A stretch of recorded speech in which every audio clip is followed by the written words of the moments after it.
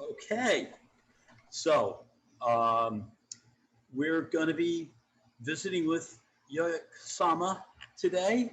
Um, and there is a lot to say about this lady. She's 92 years old at this point and still going.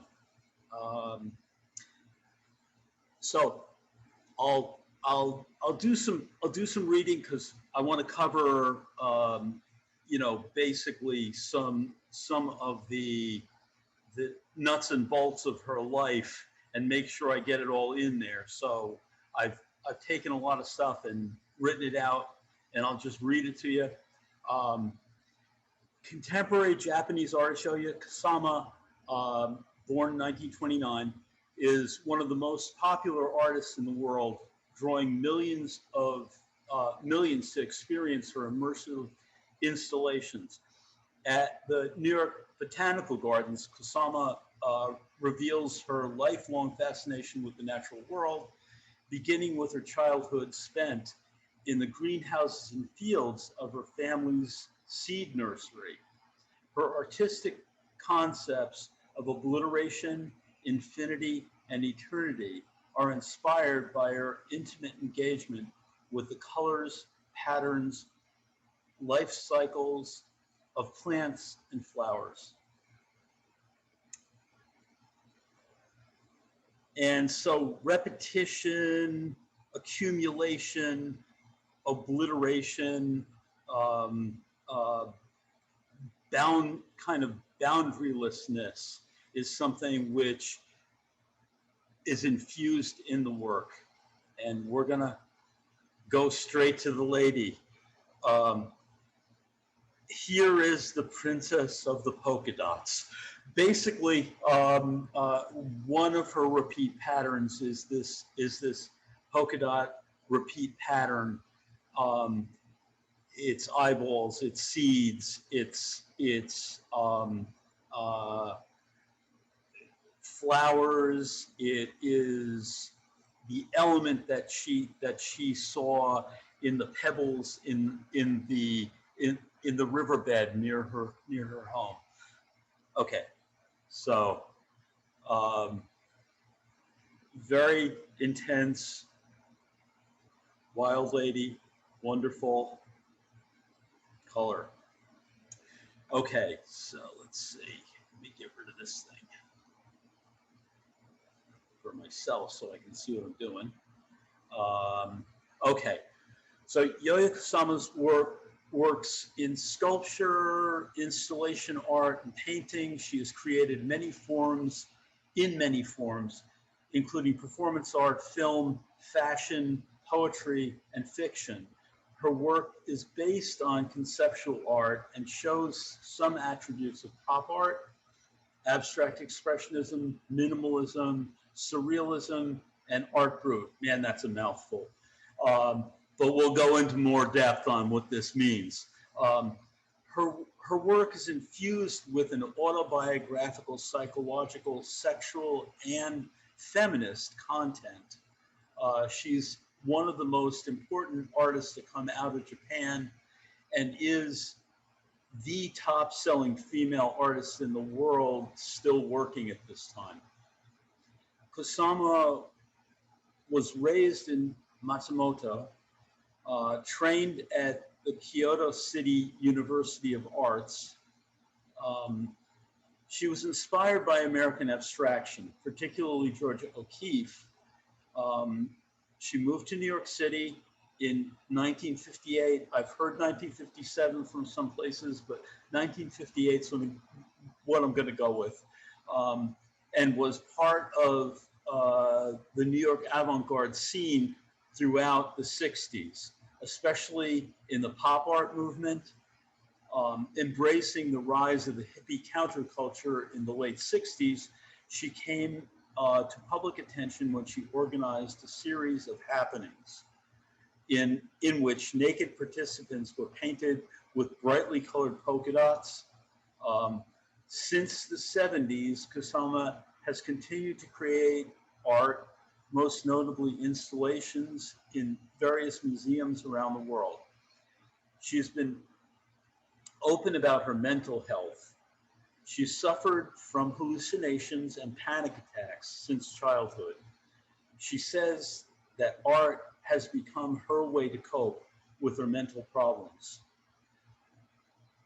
I fight pain, anxiety, and fear every day, and the only method I have found that relieved my illness is to keep creating art.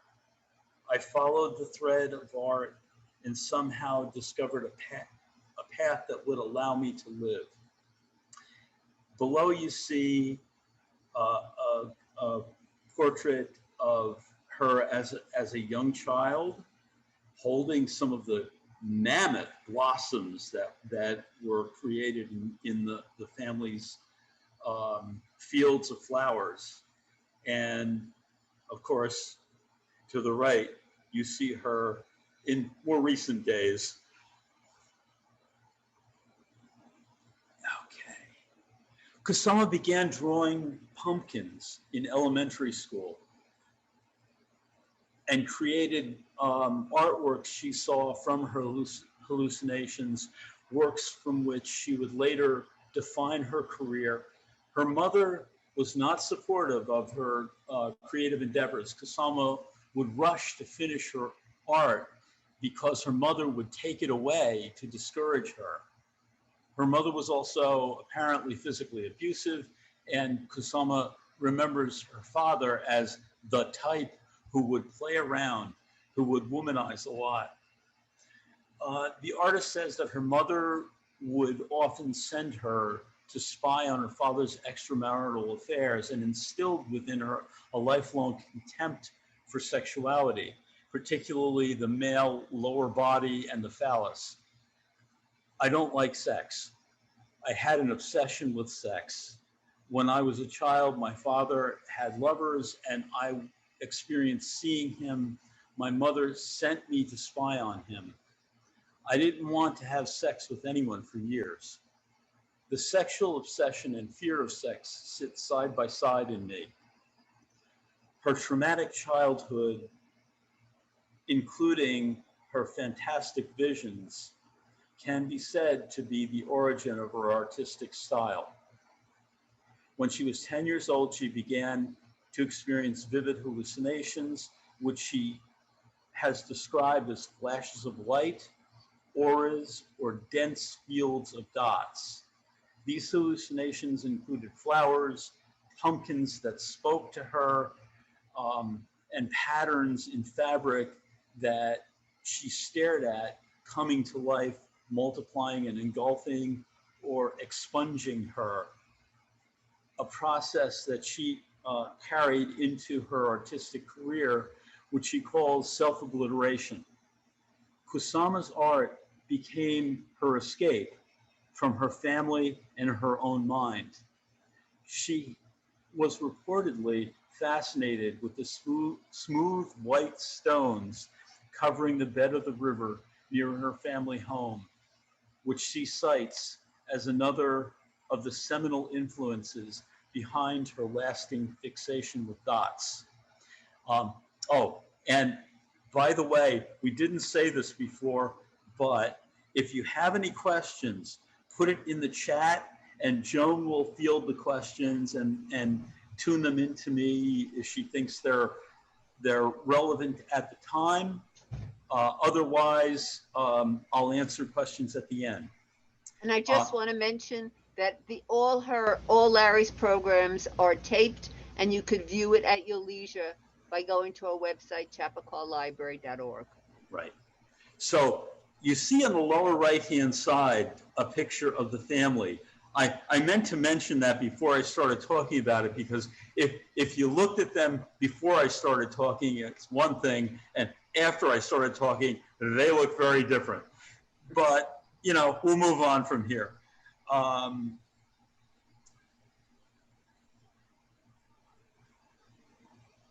So basically, she came of age. She was 13 when she was sent to work in a military factory during the war, tasked with sewing and fabricating parachutes for the Japanese army. Then embroiled in World War II, discussing her time in the factory, she says that she spent her adolescence in closed darkness, although she could always hear the air raid alerts going off and see the B-29s, the American B-29s flying overhead in broad daylight. Her childhood was greatly influenced by the events of the war, and she claims it was during this period that she began to value the notions of personal and creative freedom. You know, these sketchbooks below are, you know, the one on the left is from when she was 16. The one on the right was when she was actually already in college. She was 19, but you can see the attention to detail.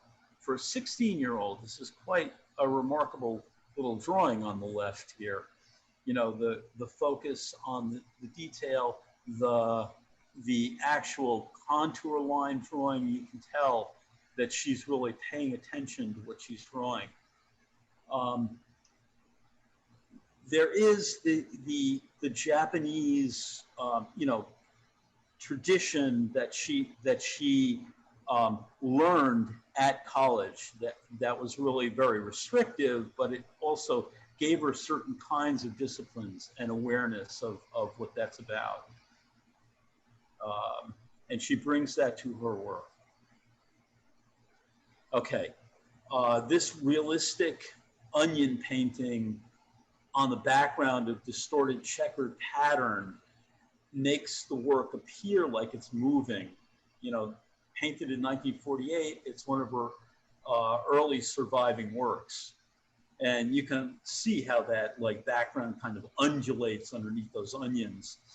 And then Flower Spirit on the right, okay.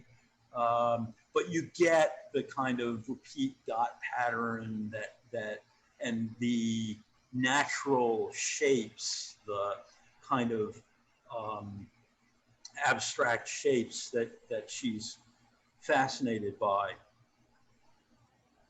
Okay. So this is part of a series of very handsome pieces, many of which were destroyed, but we'll talk more about that later. KUSAMA was depicting natural forms in watercolor, gouache, and oil paint, primarily on paper. Flower on the left, and autumn on the right.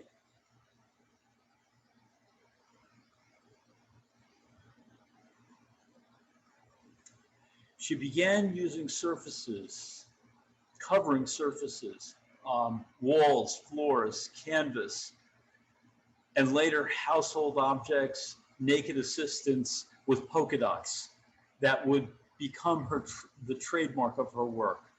On her 1954 painting, Flower, which we just saw back here. There it is, Flower Spirit.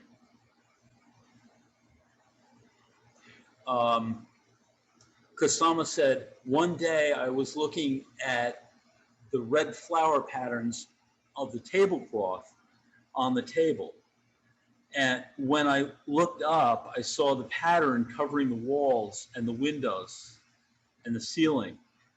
Finally, all over the room, my body, the universe, I felt as if I had begun to self-obliterate, to revolve into the infinity of endless time and the absoluteness of space and be reduced to nothingness. As I realized it was actually happening and not just in my imagination, I was frightened. I knew I had to run, lest I would be deprived of my life by the spell of the red flowers. I ran desperately up the stairs. The steps below me began to fall away, and I fell down the stairs, spraining my ankle.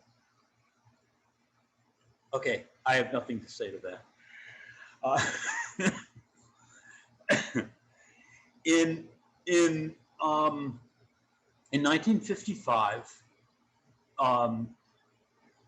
KUSAMA was 26, and she had a number of shows in Japan, and she had some success, but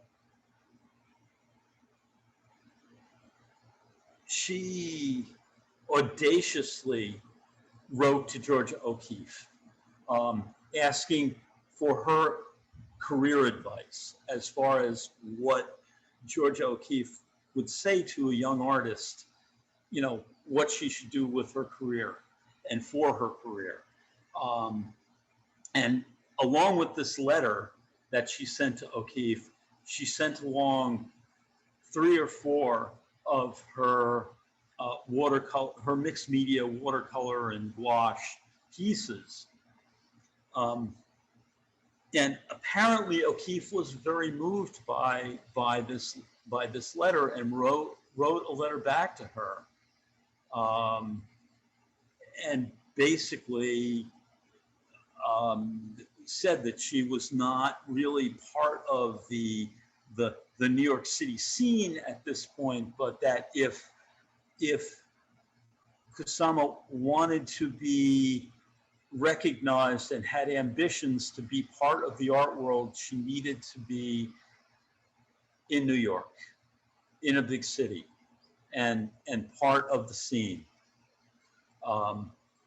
So basically, frustrated with the constraints of traditional Japanese society and ambitious to advance her career, KUSAMA took the advice of Georgia O'Keeffe and moved to New York City in 1958. I heard 1957 from someplace, but 1958 is what we're going to go with.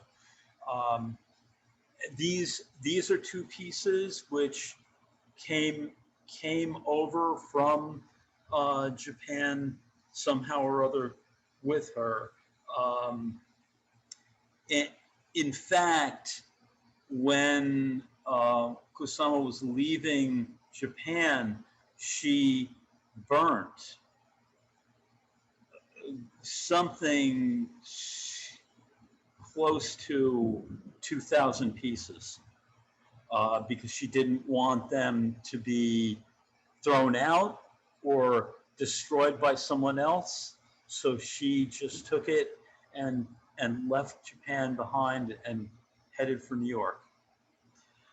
She established a studio in the city. In New York, she focused on vast fields of polka dots, or infinity nets, as she calls them, taken directly from her hallucinations.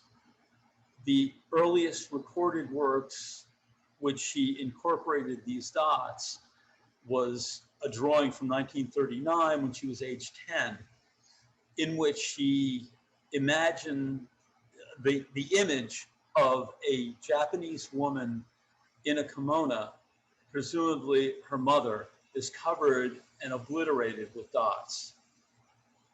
Her first series of large-scale, sometimes more than 30 feet long, canvas paintings, infinity nets, were entirely covered with a sequence of nets and dots that alluded to hallucinatory vision. So this was 1961 by the time we'd gotten these shots. So she had been there for a few years to accumulate this many canvases. And this is a close-up of one of the infinity nets so that you can see the texture, the brushwork. My desire was to predict and measure the infinity of the unbound universe from my own position in it with dots. This detail of the infinity net oil painting gives some sense of the heavy brushwork in which these early paintings were covered. These paintings were well reviewed and began to sell through the gallery system. not without Georgia O'Keeffe's help, actually. This came as some relief for an artist who could barely make her rent at times and slept on an old door in her unheated studio. So it isn't that that KUSAMA didn't pay her dues. After some success with the Infinity Net paintings, she was able to move on and move into fabrications. In the early 60s, KUSAMA began to create soft sculpture installation pieces. This comes out of actually the experience of fabricating the parachutes. So she had a lot of experience sewing. In order to deal with her sexual anxiety from her childhood experiences, she began to cover chairs, couches, rowboats, ladders, all kinds of things. Fill rooms with soft phallic pillows. If you're afraid of something, turn it into a cartoon. You know, basically, you know, these are really, you know, they're quite remarkable pieces for the time. You know, you're talking 1965, 64. There were happenings happening a lot back then. There's Alan Capro, who was a, you know, known to do these kinds of installation pieces. So it wasn't out of keeping with what was going on in the avant-garde in the 60s. But, you know, here you see also the mirrored business starting to happen in her pieces too. So this is, in 1965, she began to integrate this mirrored business into her work. So she lived in a studio building that housed other artists, Ava Hess and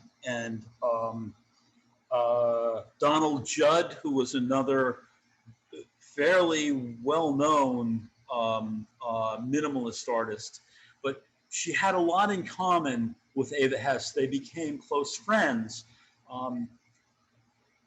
Ava Hess, in her tragically short career, she only lived 30 to 36, responded to the cold, autonomous forms of minimalism that was then at the height of its influence, with work that was bold and material, but mysterious, fragile, and sensuous. She was born to Jewish parents in Nazi Germany in 1936. Her early life was shaped by the traumatic events that were all too real and also impossible to comprehend or reconcile as the family escaped to America. She and KUSAMA became close friends. Their shared immigrant status, childhood trauma, and implicit, abstracted feminist narratives in their work gave them common ground. So there's really, you know, if you look at the materials, there are these fabricated boxes, you know, there's very organic qualities to these very strange materials.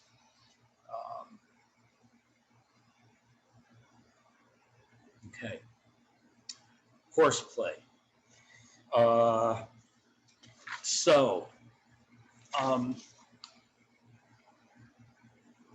Basically,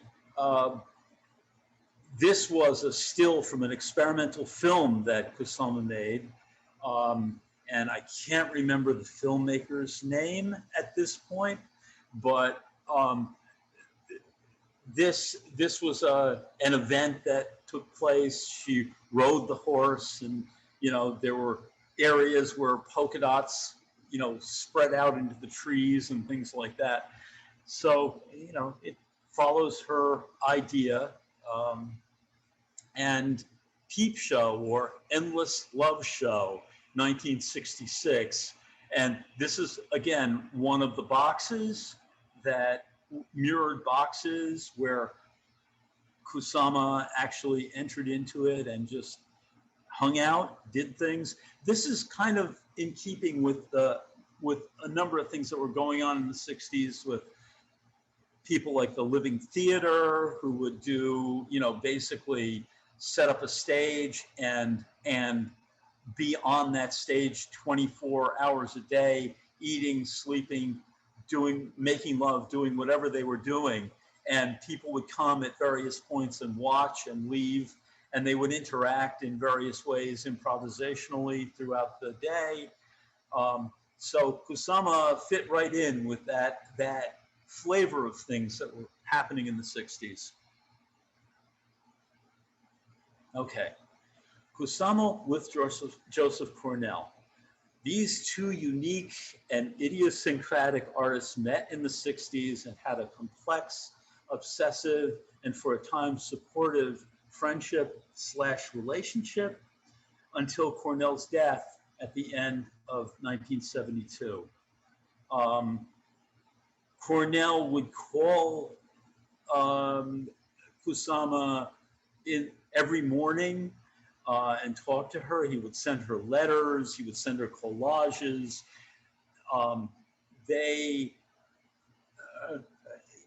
I understand that it is said that it was a platonic relationship, although there was a story that KUSAMA tells of her being in Cornell's backyard in Queens, and Cornell lived with his mother and brother, and his mother was very possessive of him, and they were out in the garden kissing. They were necking out in the out in the garden in the backyard, and Cornell's mother comes up behind KUSAMA and throws a bucket of cold water on her.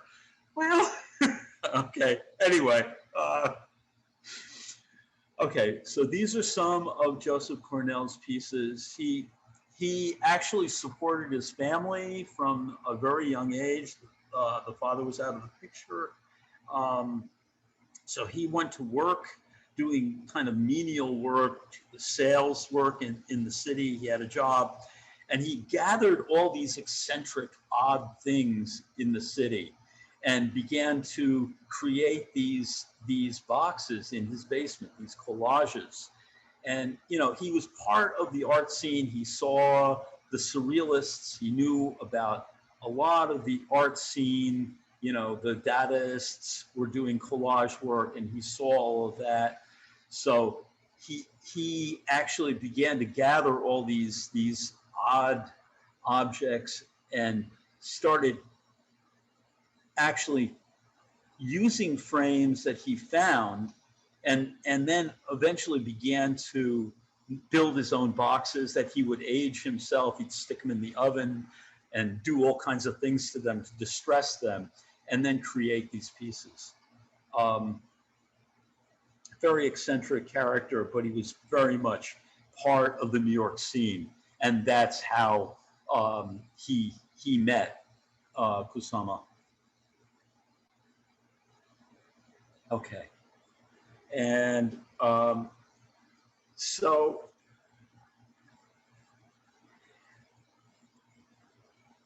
KUSAMA created these blank rooms into which people would come and put dots. She would start them off with a few dots, and she would give dots to people. When the viewers would come in, they would put dots everywhere in the room, and eventually the room would become totally covered with these polka dots, no longer visible what they are. And on the left is it's a fashion shot of KUSAMA. And we're going to move on to the next image, Well, which is, yes, Larry, before you go on, somebody yes, made a comment about the photograph you showed before with his hands around her neck, yes, his and hands how around her neck. that was Yes. like a very odd kind of thing And to they see. had, and notice in that shot, she's smiling. Yes, Okay, yes, so we noticed that. there's a whole thing there. Yes, it was an odd and obsessive relationship. You know, as far as we know, Joseph Cornell never had another lover in his life, and we don't know if they actually were lovers or not. I understand they say it was platonic. I don't know. But there's some kinky stuff there. Yes. We're going to move on.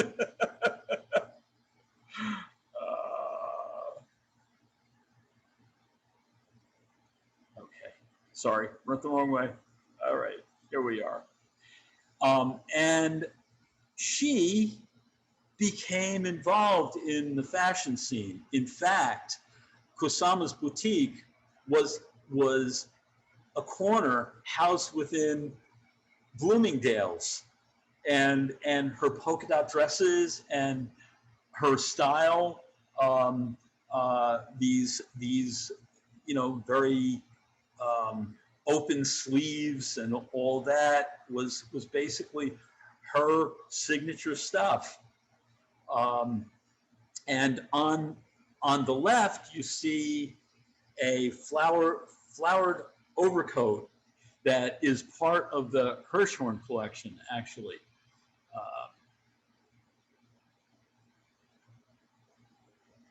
Okay. KUSAMA continued to paint throughout the 60s, happenings, events, and fashion design. She painted and continued to do that. So there is no change in that aspect. She continued to really delve into her work. These are the transition. Actually, the one on the left is an oil. The one on the right is her beginning to make the transition into using acrylic. And then we have this woman in the wind, and in actuality, I think this was spray paint. The piece on the right is still life of Candlestick from 1978. She actually, in 1973, just after, and this is my guess that this had something to do with it, but just after Joseph Cornell died, moved back to Japan. She was in ill health, and basically she moved back in 73. And she was totally unknown in Japan. She had done all this work and had gotten a lot of notoriety in the U.S. and in Europe, but back in Japan, the kind of nude projects that she had done kind of brought shame on her family. And so she was kind of in isolation in Japan, though she was really in ill health in the US. And, with all that stuff that she was doing with the happenings and stuff like that, she was burnt out. So she went back to Japan. In 1977, she checked into a mental hospital, and she lives still in that mental hospital. She voluntarily checked herself back in. Oh, it was in 1977. And she's lived in that space since. Her studio is actually 2 blocks from that facility, where she works with her assistants every day to this day. Okay. So I brought up Jean de Buffet next to a KUSAMA to talk a little bit about um, the art of the insane. Okay, basically, Dubuffet coined the phrase art brut, which was basically he was fascinated by the art produced by patients in mental facilities. And he actually arranged for exhibitions to tour Europe of this art and integrated his work and other artists from a group called the Cobra School into those exhibitions. So the work is very obsessive. It can be very textural, but he's fascinated by the directness and obsessive nature of that work and the access to the unconscious forces. And again, you know, you see this self-portrait by KUSAMA, who kind of fits into that kind of obsessive repeat pattern that many, you know, folks who have experienced hallucinations gravitate toward. Okay. And, you know, during the 80s, the late 80s, she was rediscovered.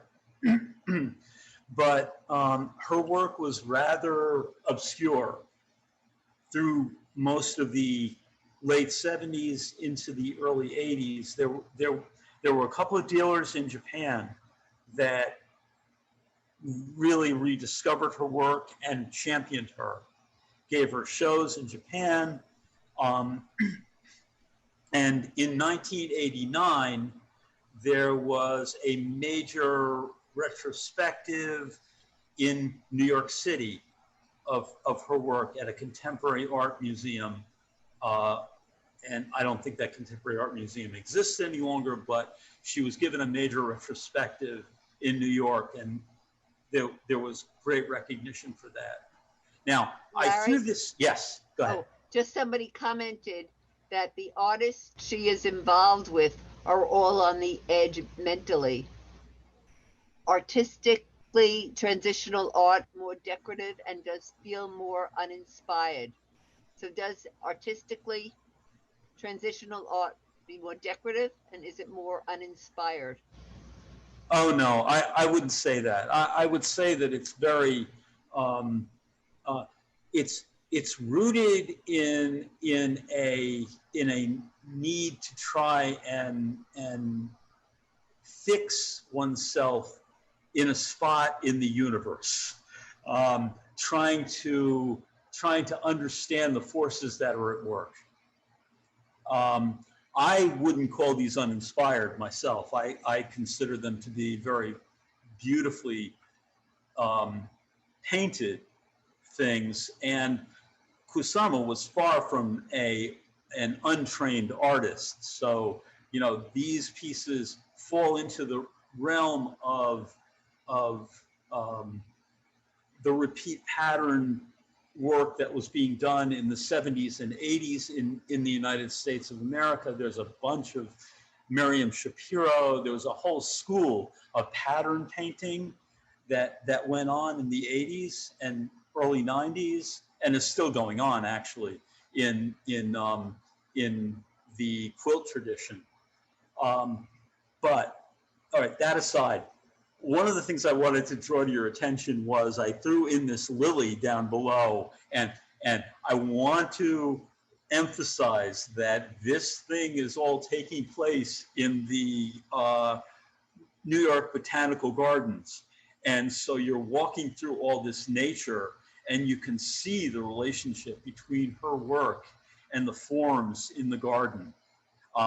The lilies, there's this path that leads to the gallery where the exhibition of paintings is being held that is really just mind-blowing. I just spent, you know, I just shot hundreds of shots when I was there. But I wanted to share that with you. And going to the New York Botanical Garden is no labor, but it's a lot of walking, so you have to be prepared for that if you want to go into the gardens.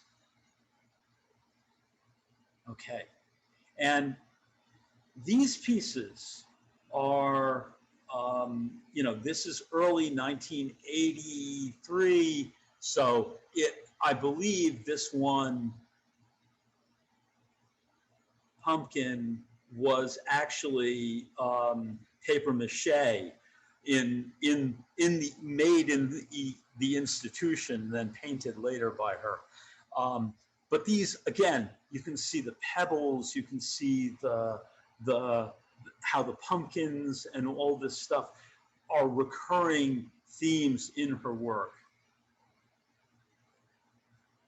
And these are screen prints. This is basically, by this point, KUSAMA was recognized as a master, and she was chosen soon after this to actually represent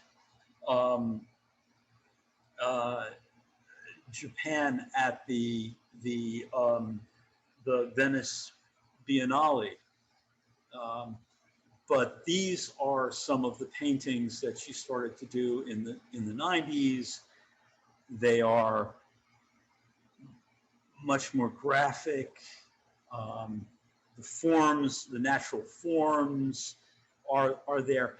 You can't see it very clearly in these, but I'm gonna actually do a zoom in to kind of show you a little bit of the paint quality. Well, it's really hard to see here.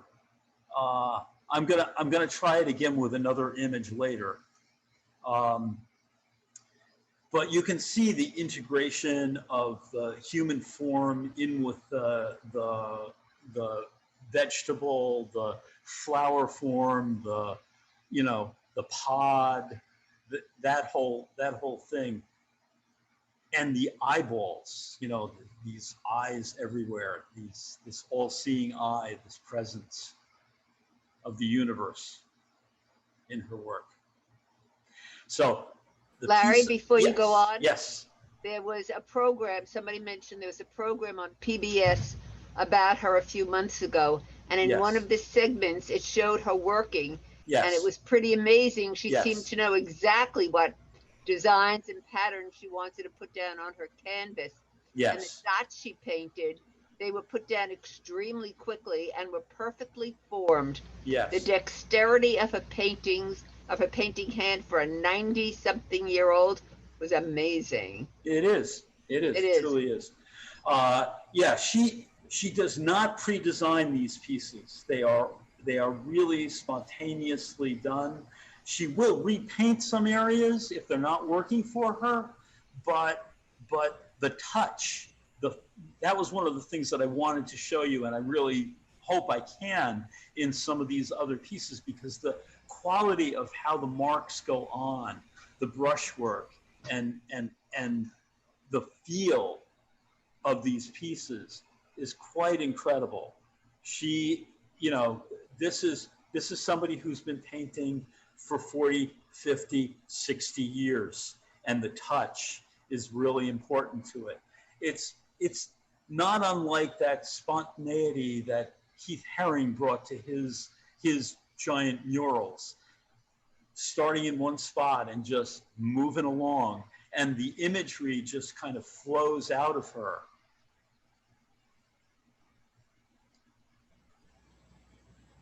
Okay. Larry, again, another comment. To some extent, some of her work resembles Aboriginal Australian dot paintings, which also situate the artist, but in the context of their Dreamtime creation myth. Absolutely. Are you aware of any critical cross-references or quotes on her part about this? Well, there are cross-references to many basically ritualized practices throughout the world. And she has seen those. She has a massive library. She's not someone who is uneducated around this. So yes, by that is a good insight. And KUSAMA says that she doesn't paint her dreams, she paints her visions. But I would say dream time is definitely in there. So Louis Vuitton, basically this is right here is the lady herself. Let's see if I can get my zoom in up. There's the lady herself in the window. And these are her fashions that were featured in Louis Vuitton. At the time, it was 2012. This was at the flagship shop on Fifth Avenue at the same time as she was having a massive retrospective at the Whitney Museum of Art. Okay, so KUSAMA got her wish. She got her recognition. One of the things that she experienced early in her career with the mirrored pieces, with the soft sculpture, is other artists picked up on those ideas. And they were male artists. They were men who picked up on those ideas and did, Lucas Samaras made a mirrored box and got great critical acclaim for having done that. It was 2 or 3 years after KUSAMA started making her infinity boxes. The soft sculpture, the penises, the soft sculpture were things that were acknowledged by the art world, but Klaus Oldenburg went on to make giant soft sculptures, got great critical acclaim for the soft sculptures, and it was straight out of KUSAMA's work. So KUSAMA had some degree of critical acclaim in the 60s, but it was not. It was a male-dominated museum world, male-dominated gallery world, male-dominated collectors. And so she did not get the kind of acknowledgement for the innovations that she made at that time. But you can bet she's got it now. Larry, yes. We had another comment. Yeah. When she was in Japan in 1979, when did she return to America? Do you know? She never returned to America. She's come back to America to attend museum openings and events. She's come back to America to do shows. She is represented by David's Werner Gallery. As a matter of fact, I could kick myself. There is a show that is on right now at David's Werner. Today is the last day of that show. But anyway, we can't do it all. But she has never come back to America. Her studio is in Tokyo. She still lives in that same institution 2 blocks away from her studio and works her heart out. Now, the fabrication pieces, she's got a whole crew of people that are putting these things together. One of the reasons why I love her paintings so much more than these mirrored room things is they're her touch. Now, these are fabulous pieces. I'm not going to take anything away from them. They are miraculous. They are really interesting pieces. They have one of them at the Botanical Garden.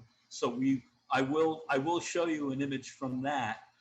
But basically, a lot of these are fabricated pieces that KUSAMA has not actually touched. She oversees them and makes sure that they are what she wants them to be, but there's a difference. Okay. And again, infinity mirrors. This piece, I believe, was at the Tate, but I'm not 100% certain about that. She's had so many museum shows at this point that I can't keep track of all of it. She's had shows touring Germany, throughout Europe, in Korea and Japan, so Australia. She's been all over she's all over the place. she's a universal force. So let's see. I'm going to move on. Okay, this is the mirrored infinity room that is at the New York Botanical Garden. As you can see, it's rather small. It's not huge, but you get the point when you go up and peer inside these holes and get a look. There are little holes that you can stare into and see inside this thing and see all this refracted light and the color. They're really remarkable pieces and just wonderful to experience.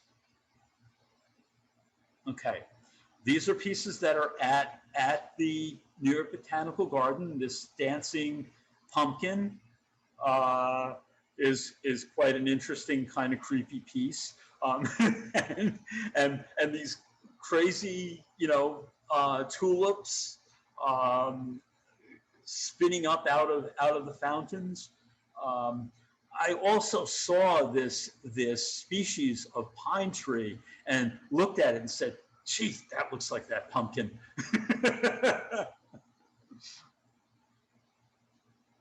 Okay. Larry, and, yes. Before you go on, sure. There was another comment. Yeah.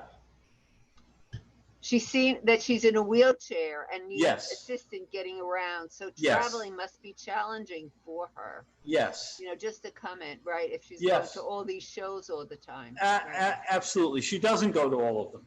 She goes to the big ones and all of that. I mean, she went in 1993 when she was representing Japan at the Venice Biennale. She went in a wizard costume with her shrink. Actually, her psychiatrist accompanied her to Venice. So it is a to-do for her to travel. And, at 92 years old, for crying out loud, it's amazing that the woman gets up every day and goes to the studio and puts on paint. Yeah. There was a comment that she has a son. I don't know that. I had never heard that. I had never heard that. She did have brothers and sisters, so she has nieces and nephews, but I don't know that she has a son. I don't know that she was ever married. Yeah. And that doesn't mean that she couldn't have a son, but right. that's another question. Somebody said they found it on her Google bio that she has a son. All right. There you go. I never heard about that, but that's an interesting piece of information. And good for him. And then there's a comment, I heard she gave work to a doctor as a form of payment, some of her work to a doctor as a form of payment. Yes, she did that. Interesting. And, other people bought pieces from her. I remember seeing that, who was it? A well-known artist, Frank Stella, bought one of her pieces when she had a show on 57th Street and it was a lot of money, he said, at the time for him, but he left the show and came back and decided to buy the piece, and he paid $75 for it, and he paid it off $25 a month for 3 months. He later sold that piece for $750,000. Anyway, and probably kicks himself for having done that.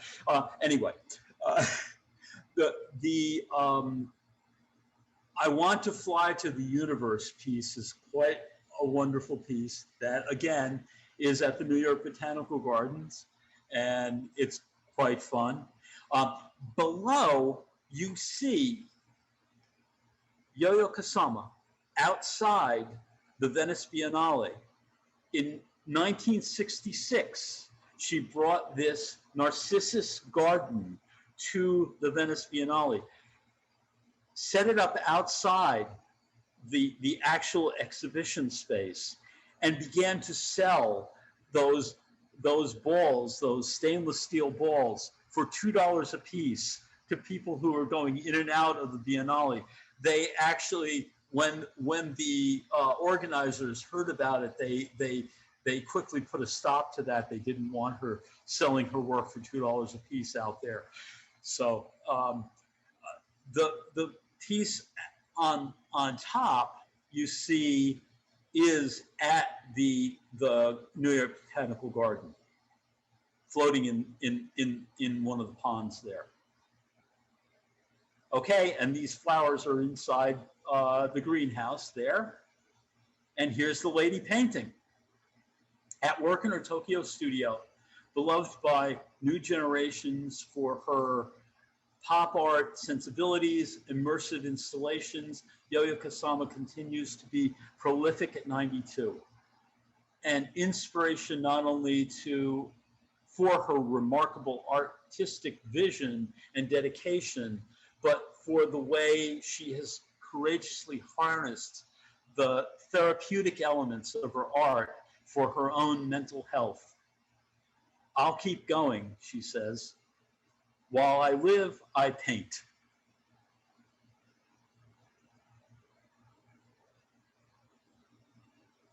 And here's the installation at the New York Botanical Gardens. It's modest. There's not a lot of paintings there, but it gives you a survey from the early work up to very recent pieces. So it's a nice flavor. You get the feel of the paint. You can get up close to these things and see the translucency, the transparency of the paint applied over the colored ground. And they're really lovely to see. And you get the sense of the garden and how that's played into her work and how much that's integrated into the universe that she is creating.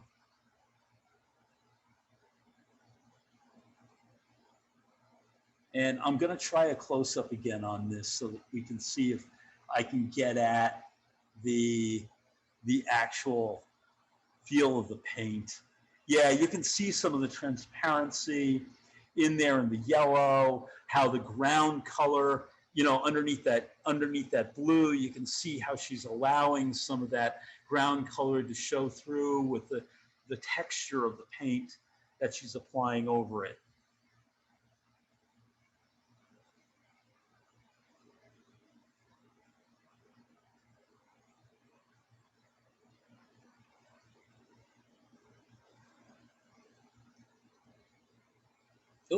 Okay, and we've come to the end.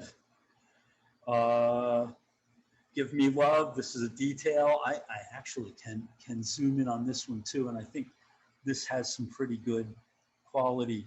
Well, it's a little blurry, but you can get the feel of the paint too. And this is just her touch. It's how she applies the paint. She lets it be rough and kind of jagged in places, but beautiful color. Just such an incredible sensibility. Okay, and I've included, some Vimeos. There's a lot out there. If you search the internet, you're going to find interviews with her all over the place. You can go to the David Zwerner website and view the work that's on there. You can also go to she has a website that you can see a lot of her work on. I think she's just a fabulous artist and great respect. Larry, did you say she was one of the most popular and sought after artists in Europe in the very beginning?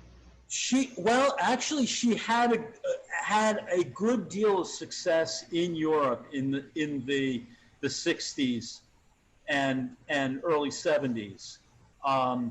She is now one of the, basically she's the top selling female artist in the world. Oh my God. That's living and breathing. Yeah. That's,